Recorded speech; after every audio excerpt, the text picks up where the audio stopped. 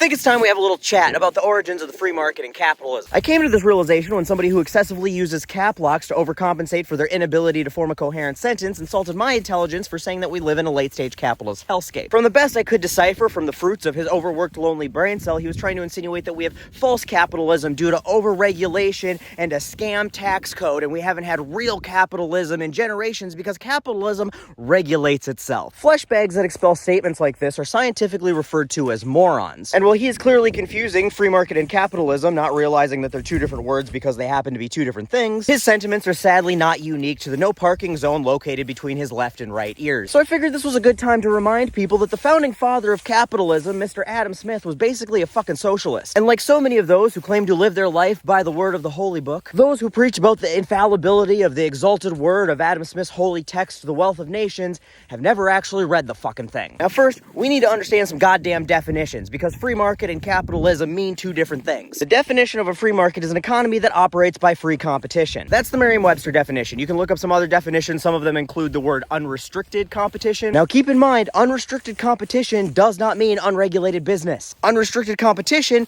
means unrestricted competition, which often involves regulating businesses so they can't become monopolies and control a market, restricting competition. The definition of capitalism is just an economic system where the means of production, goods, and services are privately owned and operated for a profit. While that system can operate within a free market, it doesn't have to. That's why it's called free market capitalism. But like in Russia, where a bunch of oligarchs own everything and they don't have a free market economy, that's still capitalism. Adam Smith published The Wealth of Nations before we were even a fucking country in 1776. The world looked a little different, especially when it came to governments and economies. It was kings and queens and shit. And at the time, the wealth of a nation was determined by the physical wealth controlled by any given nation within its borders at any given time. It's the big reason for, all the colonialism. They weren't interested in buying shit, they just wanted to take it and keep it. And he's like, hey, we should value the labor that the working class do as a currency and include that in the value of a wealth of a nation beyond just physical wealth. And instead of the rich hoarding all of the physical wealth, they should engage in free trade where they reinvest that into the market, because that will bring up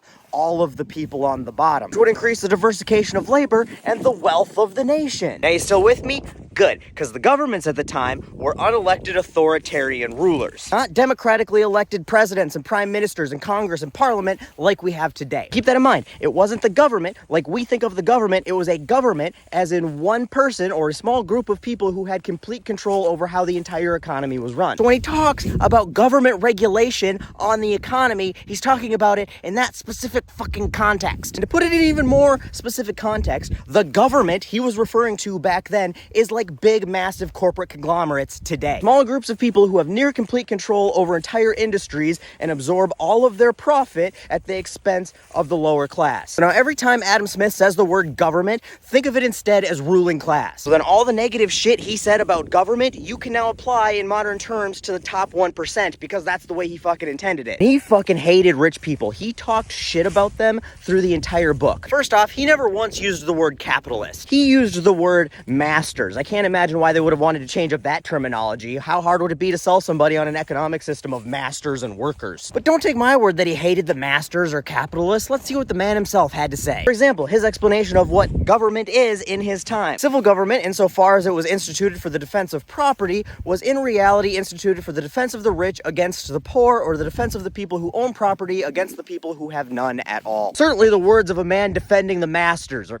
capitalists, I'm sorry. Not sold yet? How about this, Jeff? The interest of the businessman is always different and sometimes opposite to that of the public. Therefore, any new law or regulation on commerce that come from this order should be carefully examined with the utmost suspicion, because this order of men generally have interest to deceive and oppress the public. In case you didn't catch on there, this order refers to the capitalists, the businessmen, the masters. Could be just me, but it almost seems like he's suggesting that we should be regulating businesses' ability to operate in whatever way they seem fit. Almost seems like the opposite of deregulating business if you pay attention to those pesky little qualifiers of this order. I wonder if he said anything about taxing the rich. I recall him saying the necessities of life come at great expense to the poor. They find it difficult to get food and they spend the greater part of their revenue getting it. However, the luxuries and vanities of life are the principal expense of the rich. Here's the good part. It is not very unreasonable that the rich should contribute to the expense of the public, not only in proportion to their revenue, revenue, but something more than that proportion. You know what we'd call that in modern speak? A progressive tax rate, or more commonly known as taxing the shit